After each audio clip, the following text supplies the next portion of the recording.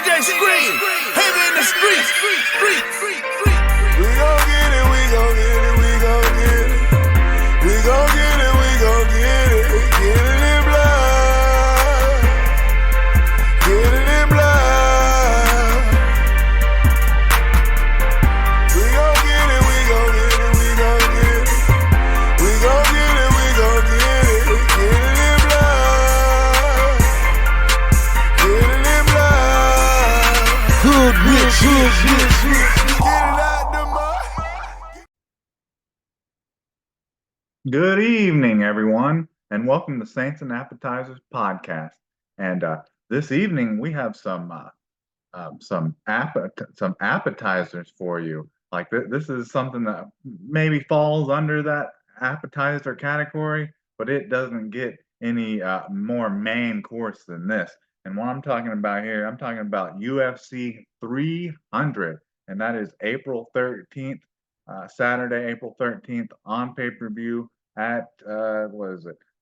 10 Eastern, 9 Central Time, and this will be at the T-Mobile Arena in Paradise, Nevada, and that is a US event.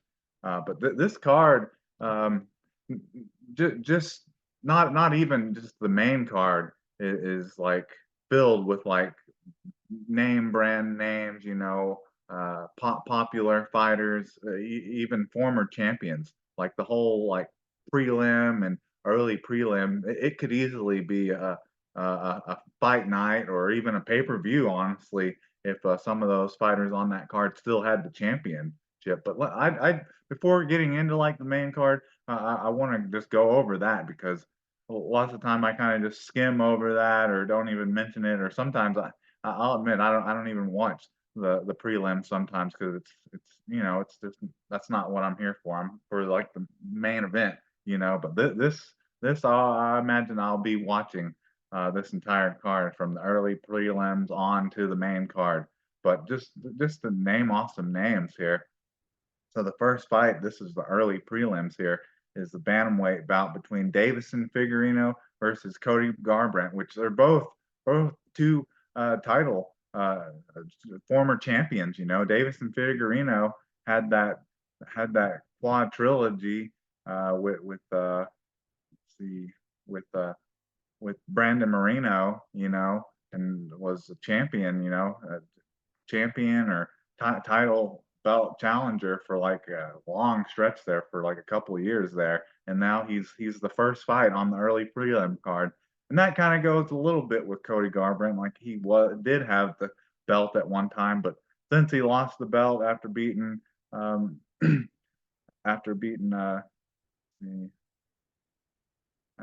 Dominic Cruz, he's kind of fell off, and a lot of people probably hear this repeated quite a bit, that he's got like a glass jaw now, but he's never been the same since that career performance that he had against Dominic Cruz.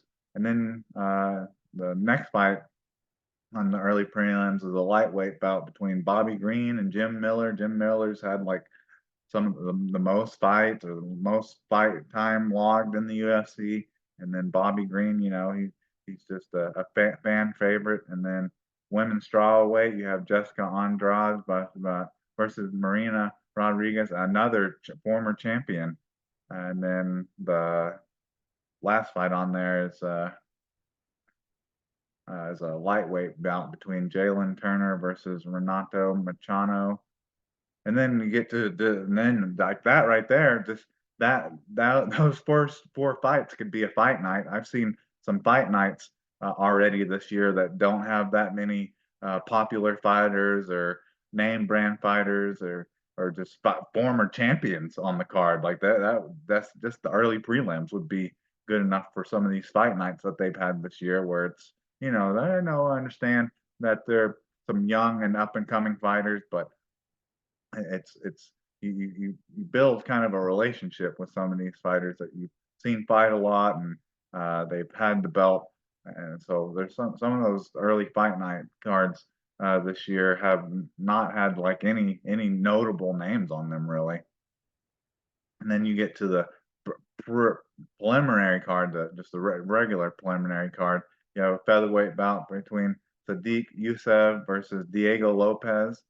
And then this is one that I'm surprised isn't on the card, kind of, is because this is kind of an anticipated debut, and it's the women's bantamweight bout between Holly Holm versus Kayla Harrison.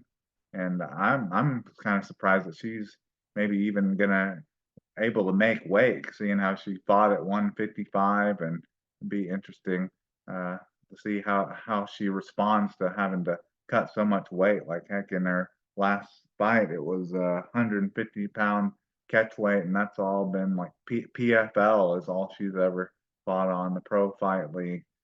So this will be her UFC debut. But I mean, she's a gold champion, uh, gold medal wrestler. I'm a little surprised that that fight isn't on the pay-per-view over the like a middleweight bout between Bo Nichols and Cody Brundage. I think I'd rather see that, but I'll be watching anyways. But then I guess kind of the co-main event of the preliminary card, you have a featherweight bout between Calvin Cantor and then versus Aljamain Sterling. Aljamain Sterling, heck, he was the champion. I guess he's moving up in weight, but I mean, he was just the champion in the let's see, in the featherweight. I'm trying to see if that's the featherweight champion. Yeah, no, in the bantamweight. So he's moving up for this, but I mean, he was just the champion and had a decent little reign, but he's moving up to featherweight. And then another one. Here's the light heavyweight bout, which is like the main event of the preliminary card, is Yuri Prohaschek versus Alexander Rakic. And I mean, he was just champion. He just fought Alex Pereira for the light heavyweight belt. So that's just wild how many former champions and just popular and notable fighters are just on the preliminary card. Like, I mean, it could be a pay-per-view, honestly. Just say like maybe one of these, maybe if Yuri Prohaschek or Aljamain Sterling still had the belt. I mean, that alone, those let's see, those 8 fights, that could be a pay-per-view.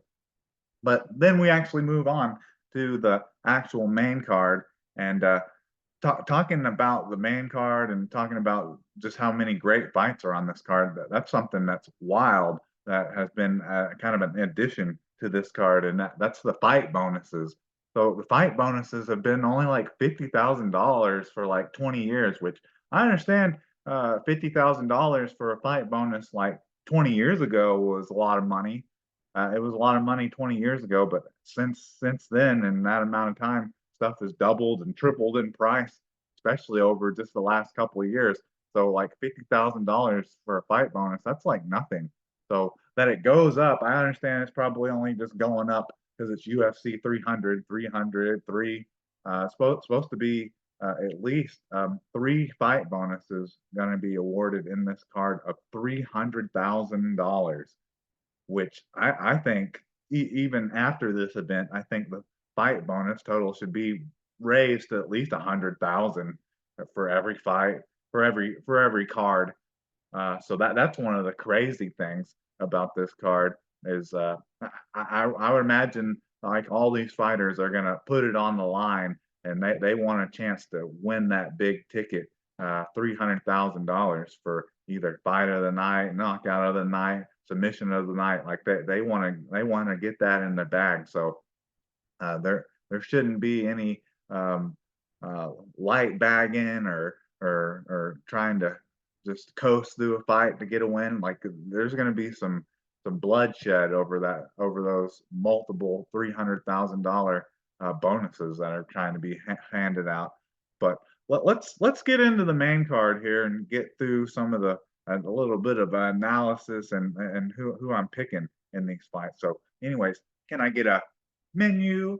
And so this is the main card of UFC 300, and first fight on this card is I heard some people kind of complaining about it being Bo Nichols, who only has like 5 fights, versus Cody Garbrandt, Cody Brundage, who's kind of has had kind of a up and down career. So it's kind of a little bit of a surprise that's that's one of the fights that's on the main card. Like even myself, I would prefer to see probably Holly Holmes versus Kayla Harrison on the main card. I think that would be more of a draw than Bo Nichols and Cody Brundage. But Bo Nichols, he's mostly a wrestler. I would say that's his base, his style, and he's only 28 years old, so he's still a young fighter, and he's a gold medal NCAA wrestler, but hasn't had very many fights. Majority of his fights have been in the UFC, but uh, he only has five pro fights. He had a lot of freestyle wrestling.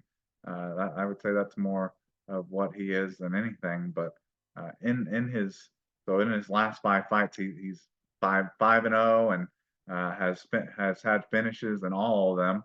So he has 5 wins with 2 knockouts and three wins by submission. But out of all those 5 fights, there's only like one notable name on that on on his record, and that would be Jamie Pickett, who he did submit with an arm triangle choke, and that was back at UFC 285, which was March 4th, 2023, and he did that in the first round. And actually, all of his fights and wins and his 5 pro fights have all come by way of first round finish and in the and like under 3 minutes.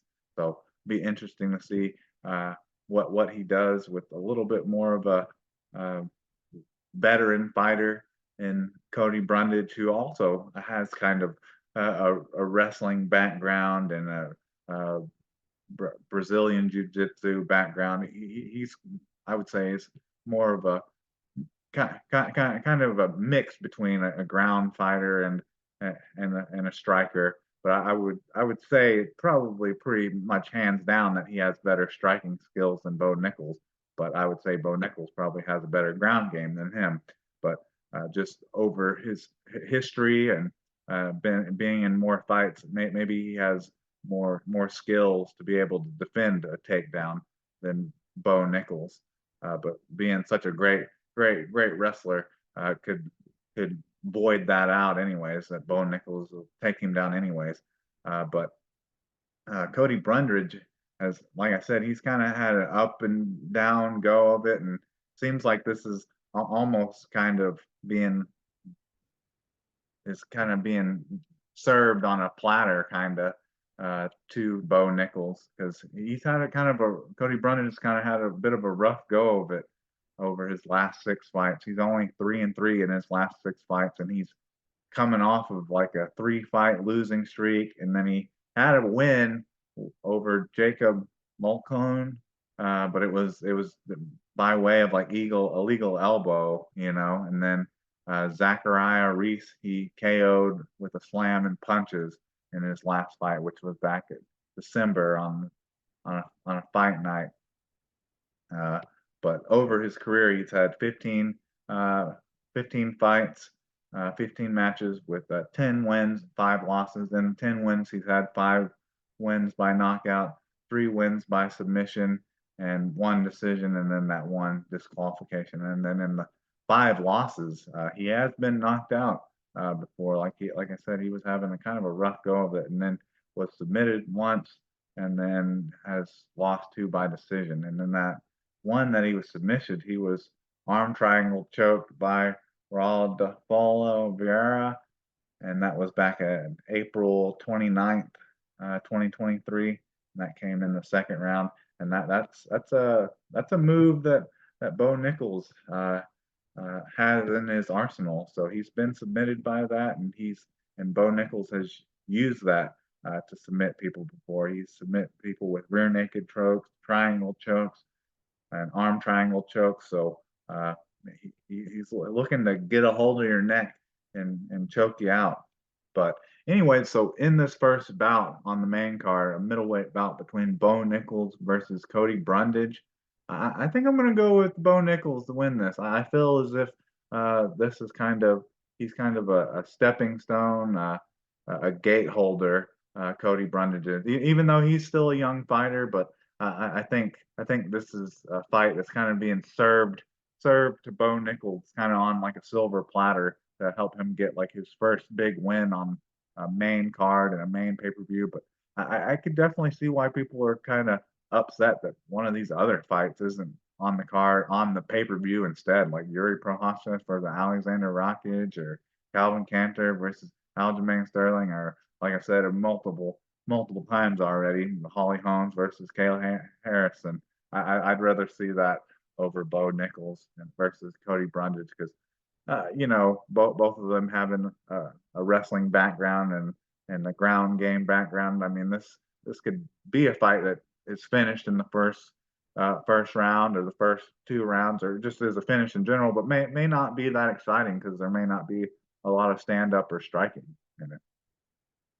All right, on to lightweight bout. The second fight on the card is a lightweight bout between Charles Oliveira versus Arman Tsarukyan.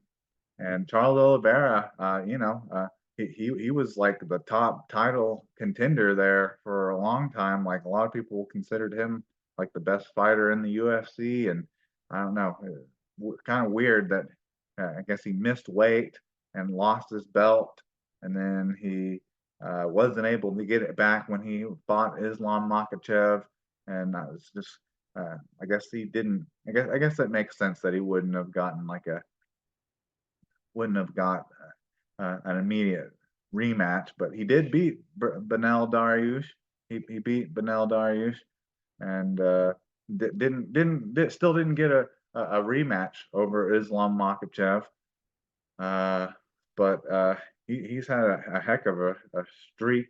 Uh, Besides the loss to Islam Makhachev, he's 5-1 in his last six fights, and in his last fight, he beat Benel Dariush by TKO, which extended his like finishing record, most finishes in the UFC to 20, which is that's just nuts.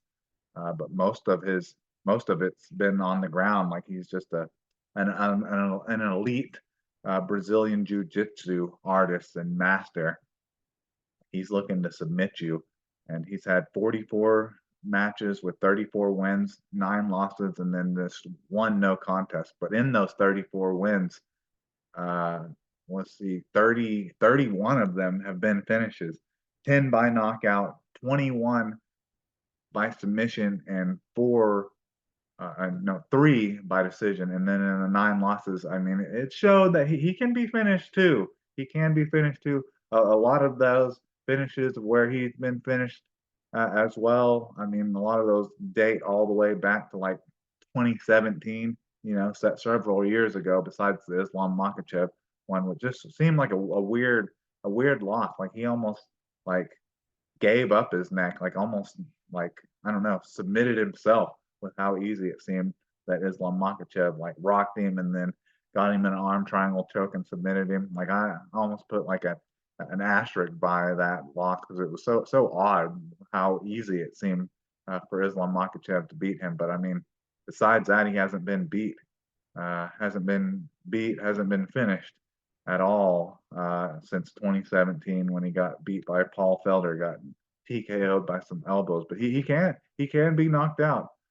So he's been knocked out 4 times. He's been submitted 4 times, and he's lost one by decision. It seems more likely. It, it, it seems more likely that if if Arman if Arman Tsarukyan is going to beat him, it's going to be by way of finish, either knockout or submission. And he is kind of similar to Charles Oliveira.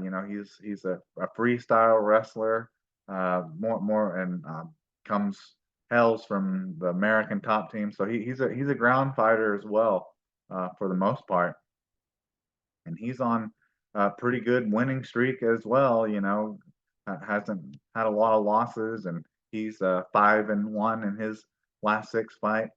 And the one loss that he had was just a decision. It was a decision, and it was a fight of the night fight. It's a 5-rounder, so he still put out a impressive performance back when he fought Mateus Gamrot at that was Sarukian versus Gamrot. So they were the main event on that card. And that was back at June 25th, 2022.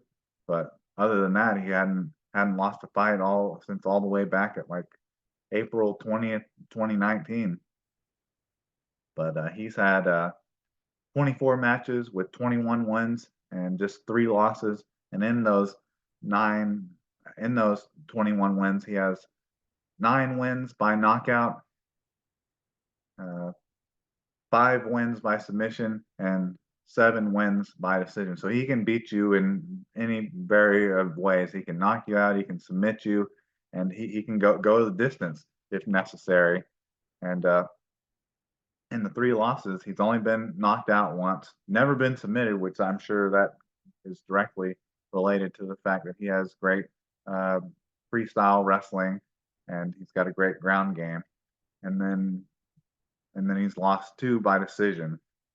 So a lot of these fights, especially the first 2, are fighters that have like a similar style, you know. So it'd be interesting to see.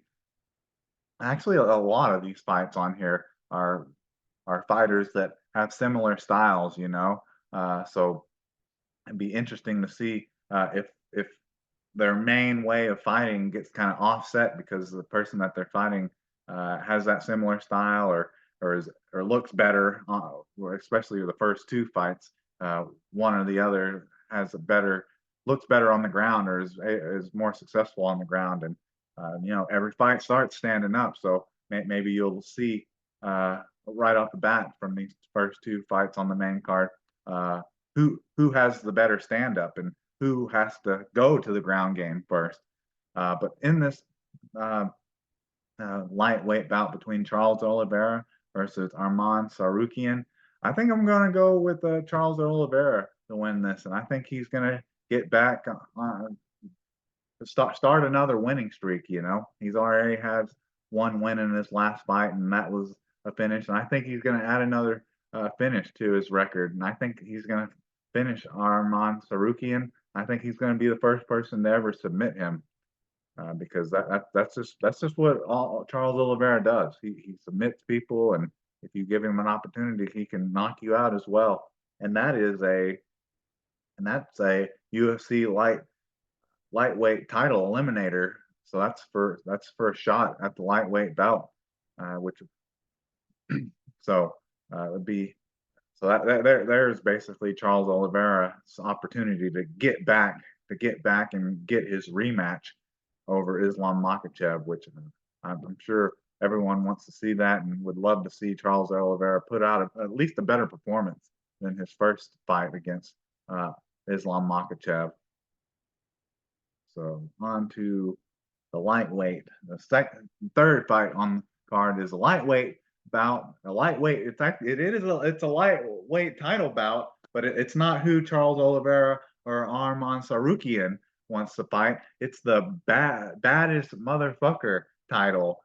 Is what's on the line in this lightweight bout between Justin Gaethje, the champion, versus Max Holloway. And this is another fight. This is another fight where it's 2 fighters that are very similar, have great striking games, but they have I guess Justin Gaethje has the wrestling background, and then Max Holloway has like the Brazilian Jiu-Jitsu background. But these 2, they both prefer to strike, keep it standing and striking, and are never.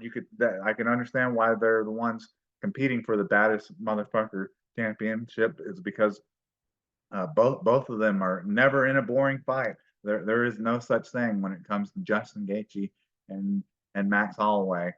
And in let's see, in Justin Gaethje's in his last 6 fights, he is 4-2, and he has had some losses where he's been stopped.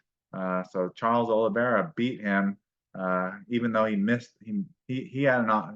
Justin Gaethje had a chance to win the belt because it was vacated because Charles Oliveira missed weight. He couldn't cut that extra half a pound for the 155 weight division, but he wasn't able to do that.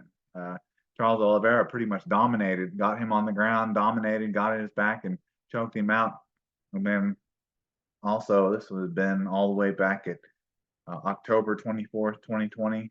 Khabib Nurmagomedov was able to submit him as well, which was a technical submission, a triangle choke. He put him to sleep back then. So at least in those last 6 fights, Justin Gaethje showed that he can be finished, mostly by getting some sort of choke, triangle choke or rear naked choke. But he's had 29 matches with 25 wins and 4 losses, and in the 25 wins, he's had 20 knockouts. So you see what he's trying to do. He's trying to knock you out. He ain't trying to take you to the ground or submit you. He's looking to stand and strike and put you to sleep. And then he's had just 1 win by submission and 4 wins by decision. So he's either gonna knock you out, or that's pretty much the only way the fight's gonna go. Really, he's either gonna try to knock you out, or there's a chance he's going to be reckless enough that the only way that he's going to lose is going to get stopped himself. And he's only has 4 losses, where he's been knocked out twice and he's been submitted twice. And I've kind of been going like back and forth on this one. When I first saw this matchup, I was thinking like Justin Gaethje. He's going to retain the belt, the BMF belt.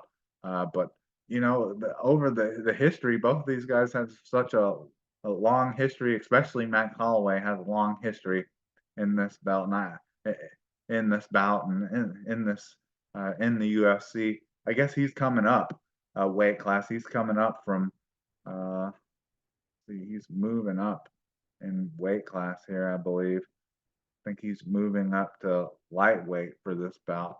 Let me just double check here. Yeah, so it's a lightweight bout. So Matt Holloway is actually coming up in weight, and I don't know if that will affect him, make him a better fighter, or give him more stamina, or yeah, I'd like to say a better chin, but heck, he's never even been knocked out or dropped or anything, so that shouldn't be a concern. But I just wonder, it'd be interesting to see who that favors, Max Holloway coming up to lightweight for the first time in a while. He hasn't done that in a while. Let's see. Let's see when the last time he fought at lightweight. Yeah, he hadn't fought at lightweight since all the way back at March 12th, 2011. So this is kind of a big change, in weight division for him. But in his last 6 fights, let's see, he's 4-2 as well in his last 6 fights, and they're just 2 losses to Alexander Volkanovski in just decision wars. What wasn't able to He lost the title to Alexander Volkov, and then wasn't able to get it in the rematch, and then went on a bit of a winning streak over Calvin Cantor, Yair Rodriguez, and then wasn't able to claim the belt the 3rd time in the trilogy over Alexander Volkanovski. But he's now on a 2-fight winning streak. He has a decision win over Arnold Allen, and then he's got the KO punch over Jung Tang Sung, and that was back on August 26, 2023. The Korean Zombie. I think that was the Korean Zombie's last fight. I think he retired after that. And then, but in his career, he's had 32 matches with 25 wins and 7 losses, and he's lost in the 25 wins. He has 11 wins by knockout, 2 by submission, and let's see, and 12 by decision. So basically, it's like if he doesn't get the knockout for the win, the fight's probably going to go decision. And then in the 7 losses, he's never been like knocked down. He's never been knocked out. So he shows that he's got a chin. And honestly, moving up in weight just because you don't have to cut as much weight usually doesn't wear on you and strain you as much. So if anything, that would maybe help his chin, which really doesn't even need much help, even maybe besides the fact that maybe it's taken some wear and tear and damage over his long career. But he's never been knocked out. He's only been submitted once, and then he's lost six by decision. So it's like, basically, if he's going to lose, it's going to be a war that's going to go the distance. And it's going to be six go, go the full 3 or 5 round. I guess it's because this is the title bout. Technically, it's the title bout for the BMF title. I imagine this is going to be a 5 round fight. Uh, but like I was saying earlier, I was kind of going back and forth between Justin Gaethje and Max Holloway. But I mean, just over the last several years, it's been shown that the only person that can beat, since all the way back at 2019, like pretty much the only person that can beat Max Holloway is Alexander Volkanovski. So I said I'm kind of going back and forth, but I think I'm going to go with Max Holloway, even though I originally saw Justin Gaethje and saw this bout, but just off of just history and record, Max Holloway I think he'll go the distance. I think this fight will go the distance and he'll win a decision, just because I think he'll have more stamina and be in better shape because he's moving up in weight division. So in the lightweight bout for the BMF title, which is Justin Gaethje, the champion, versus Max Holloway, the challenger, I got Max Holloway winning this. And it's probably going to go decision. Both of these guys are very tough and very durable, and so that's how I see that going, and be interesting in what they do with the BMF title. That was a kind of a funny question that was asked at the press conference about whether they were going to add a BMF title for the women's weight class, but uh, but Dana White said that the BMF title and the title itself, not the BMF title, but the title of baddest motherfucker, goes cross division and cross genders, so a woman can be in BMF as well, apparently. But I don't really understand that. So you're telling me that Zhang Weili is going to have to beat Justin Gaethje or Max Holloway to get the BMF title? So that's the only part that kind of confuses me about that answer that Dana White had for the press, the fight press. So let's see. On to the co-main event. So this is a women's strawweight title bout between Zhang Weili, the champion, versus Yan Xiaonan. And I look at these two fighters basically kind of like carbon copy, kind of mirror images of each other, because they're both Chinese women fighters. They're both like knockout artists, even for their weight class, even for the straw weight. Both of these girls look to knock people out, and and they just have like surprising power for the weight class that they're in, and that's what they want to do. They want to beat you standing up and with by way of knockout, and that was just kind of surprising that the matchup is like that, because they're very very similar. But that's kind of how the whole card has been, where which I think that'll be interesting if one of them gets kind of the upper hand in the striking game. Who looks to try to take the tries to take the fight to the ground first. But Zhang Weili has been like a dominant champion and has fought some of the greatest fighters in the weight class, the straw weight class. See, in her last 6 fights, she's 4-2, and the only losses really that she's ever had. She's had her first fight, she lost to Mang Bo back all the way in like 2013. But besides that, since getting to the UFC, she's only lost to Rose Namajunas twice. and I think a lot of people thought that she won the second fight, which was at UFC 268 back on November 6th, 2021. And it's kind of odd that so she's got the belt back and defended it once, Zhang Weili is, but Rose Namajunas has never got another shot at the belt, even though Zhang Weili never beat her. Even though I think Rose Namajunas is moving up in weight class. And let's see, so, but she's on a 3-fight winning streak now since winning the belt. She won a fight over Joanna Jędrzejczyk, which was a title fight eliminator, and then she won the belt against Carla Esparza by way of rear naked choke, and then beat Amanda Lemos by decision. But she has 27 matches with 24 wins and 3 losses.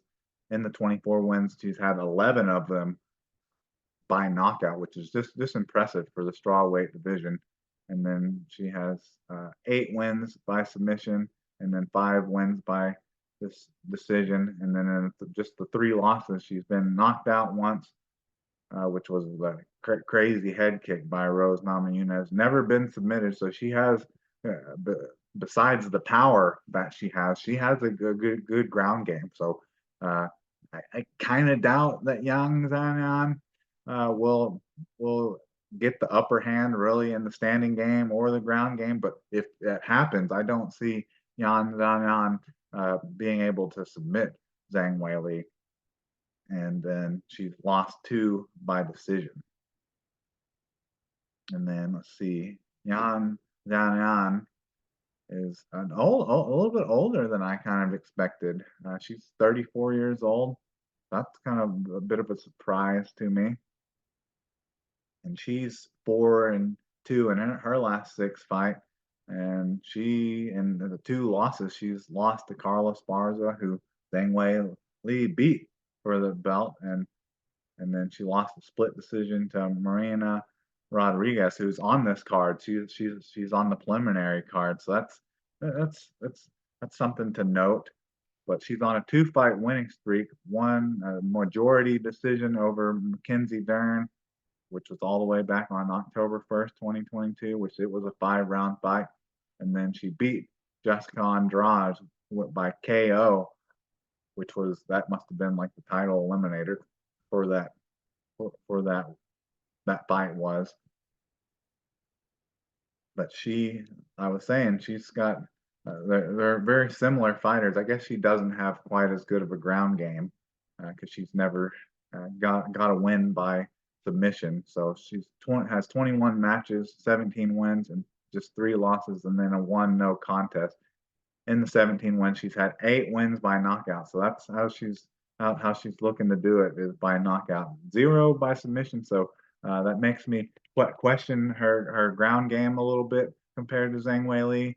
And then 9 wins by decision. And then in the 3 losses, she has been knocked out before. She has been submitted before, and she has lost a fight by decision before. So I mentioned that these 2 fighters are very similar. You know, they're both Chinese fighters who brought popularity to sport over to China, which I would have already thought that the sport was really popular there. But they were talking on the UFC episode and the press conference, talking about how Zhang Weili is like one of the most popular fighters in China. So I guess I'm getting confused a little bit with Pride FC. The majority of their events were in Japan, not China. So for me, it's easy to get mixed up.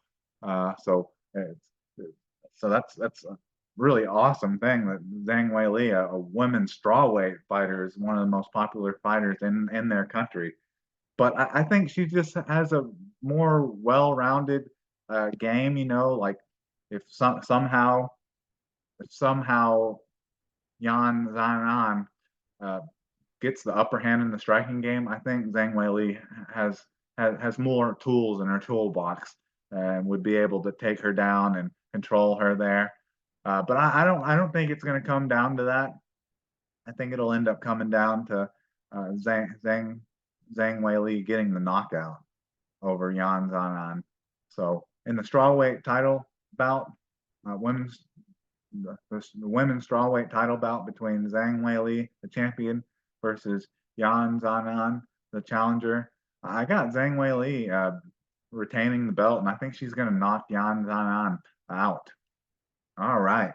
So now on to the main event of this card. And before I move on to that, I want to just stop real quick because so whoever wins the lightweight BMF championship, they're going to get the belt put around their waist by Mark Coleman, who just like saved his family in a fire and got severely burned trying to save his dog as well. So he's the baddest motherfucker as far as I'm concerned. So I understand why Justin Gaethje or Max Holloway, if they win the belt or if Justin Gaethje he retains the belt, they want that belt put around their waist by a true bad motherfucker, not just in the sport, not just in the sport of fighting, but in the sport of life. So I just wanted to mention that before I forgot to put that as a note for that. But now, anyways, on to the main event. We have a light heavyweight bout between Alex Pereira, the champion, versus Jamal Hill. And Alex Pereira, he's just been,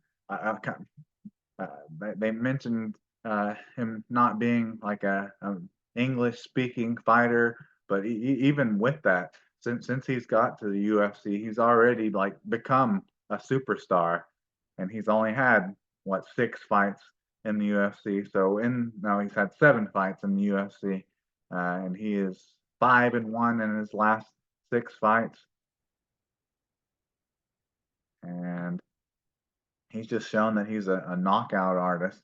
That's definitely what he is. He comes from kickboxing, and that's what he does in the octagon. But he has a I think people underestimate his wrestling and Brazilian jiu-jitsu a little bit because he's been very good at stopping the takedown, like in fights against Jan Blachowicz or Yuri Prohaska, showing that he's able to stand back up after getting taken down or avoid the takedown, be able to stop shots by fighters like Jan Blachowicz and Yuri Prohaska.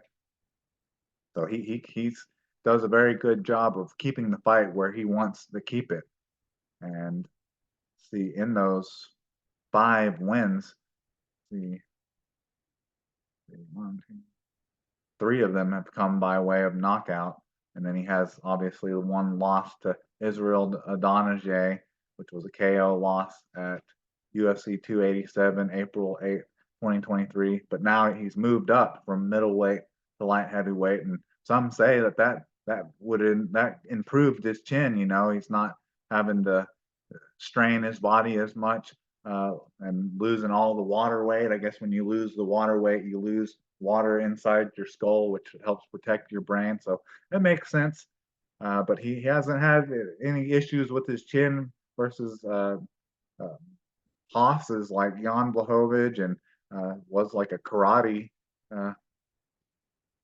was a like a samurai karate style, Muay Thai striker, and Yuri Prohaska. He didn't seem to have any issues with his chin against those 2 fighters, and he's only had 11 fights in mixed martial arts with 9 wins and 2 losses.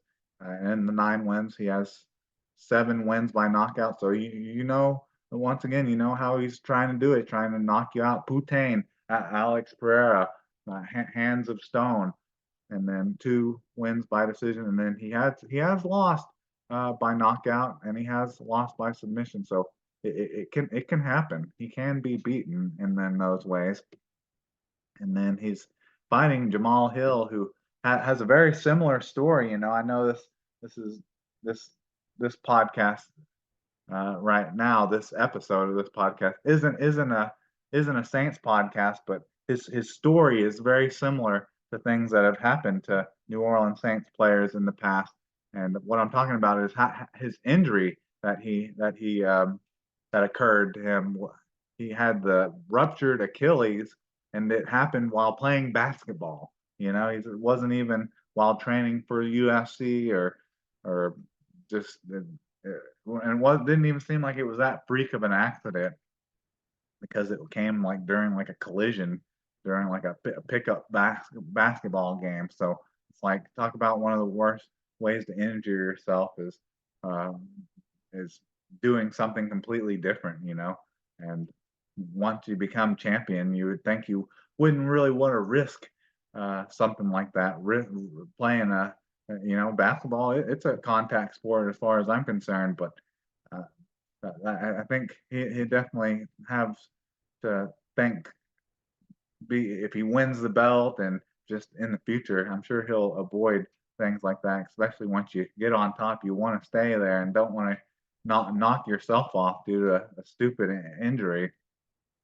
But in his last six fights, he is let's see 5-1 and he's 6-0 and he's 4-0 in his last six fights over fighters like Jimmy Crute. All these are like knockouts. Jimmy Crute, KO punch. Johnny Walker, KO punch. Thiago Santos, KO, TKO punches and elbows. And then he had like the war with Glover Teixeira where he just basically beat on him for like 5 rounds. It's surprising that that fight didn't get stopped by TKO. But then, of course, we just mentioned that he had to vacate the title later due to a ruptured Achilles, and he hasn't fought in more than a year since January 21st, 2023 at UFC 283. He hasn't fought. So you have to wait and see what he looks like coming back from such a severe injury. But he's just like every fight. I've said it. Feels like I've said it 100 times. Every fight, these fighters have like similar fighting styles. You know, that they're wants to stand and knock you out. Uh, Jamal Hill wants to do that, and obviously Hands of Stone Alex Pereira wants to do that. But in his 14 fights, he has 12 wins with just one loss, which that was a knockout. Paul Craig knocked him out TKOs back on 2021. And see, and then he has one no contest. Let's see. So in the 12 wins, he has 7 wins by knockout, 5 by decision, no submission. So he has a background in Brazilian Jiu-Jitsu, but that's definitely not the way he's looking to do it. He's not looking to take people down. If anyone in this fight does look to try to take someone down, I would more expect it to be Jamal Hill than Alexi Pereira. And so one of the funny things that Jamal Hill said at the press conference was that he's talking about how he's doing nothing but wanting to knock Alex Pereira out, and he had like this like zombie tiki head, you know, and he said that he has that and he's been carrying that around, so he's familiar for what he's going to be looking at in Alex Pereira, but he's feels very confident that he's going to knock Alex Pereira out, and man, that just hands of stone. Alex Pereira, uh, uh, another fighter, opposing fighter, standing right in front of him and striking. That just seems like a bad combination and outcome for whoever tries to have that strategy against Alex Pereira. I feel like really the best way and like really kind of only one of the only ways you could beat and like dominate Alex Pereira is by taking him to the ground. But he showed in all his fights in the UFC that he has a great ground game. And if Jamel Hill really does what he wants, does what he says he's going to do, try to knock him out and stand and fight with him and make it a kickboxing bout, I just don't see how Alex Pereira doesn't knock Jamal Hill out. But so in the light heavyweight championship bout between Alex Pereira versus Jamal Hill, I'm going with the champion Alex Pereira, who I'll admit I'm kind of a fan of ever since he got to the UFC and had the quad trilogy, the 4 fights with Islam or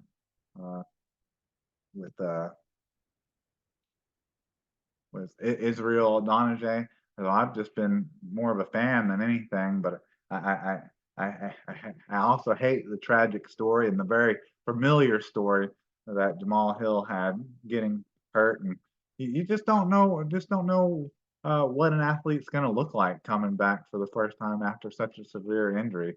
And if he uh, goes chooses that way of fighting, I see Alex Pereira getting knocked out. So lightweight championship bout versus Jamal Hill. Uh, Alex Pereira, the champion versus Jamal Hill. I got Alex Pereira retaining the belt by way of knockout.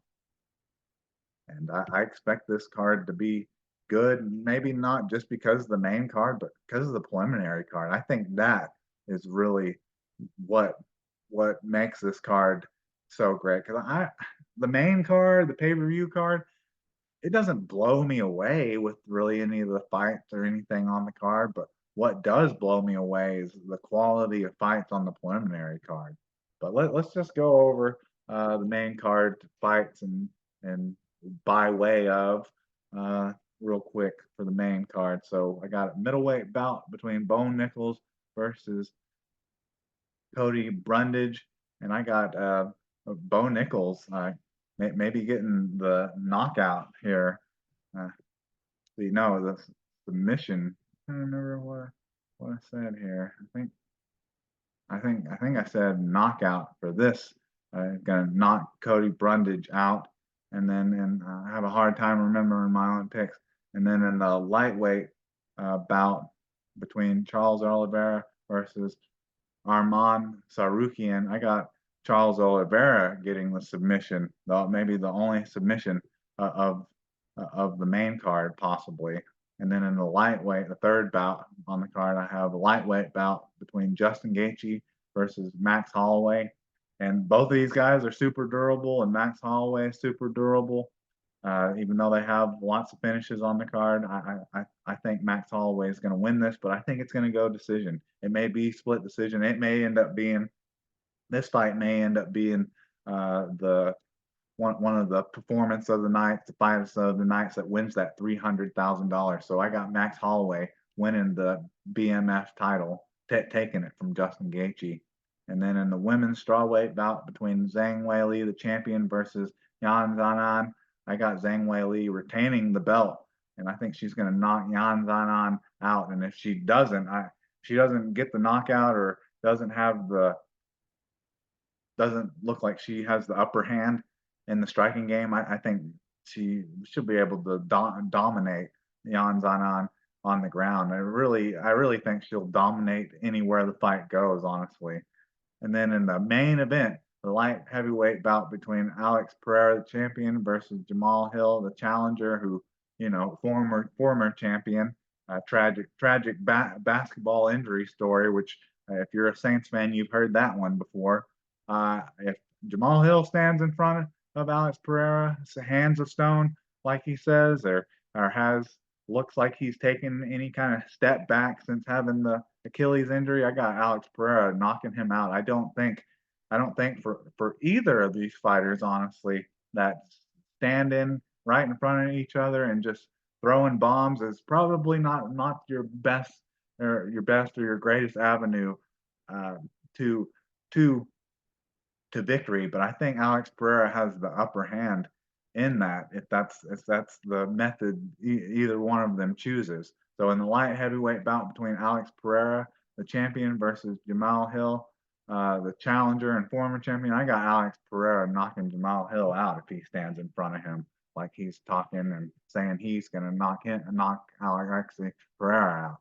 But anyways, I think that's about all I have for you. I've talked about there being already some good cards, pay-per-view cards. I would say some of these UFC fight nights haven't been great, but there's already been a couple uh, good good pay-per-views this year. But that's what the whole UFC 300 is built up for, is to be like one of the best cards of all time, and I'm sure they're wanting it to be hands down like the best card of the year, even though after this card's over, by the time the next pay-per-view comes around, they'll be saying, "Well, this is the best card that's ever been assembled." But they just try to top each one, whether you see it or not.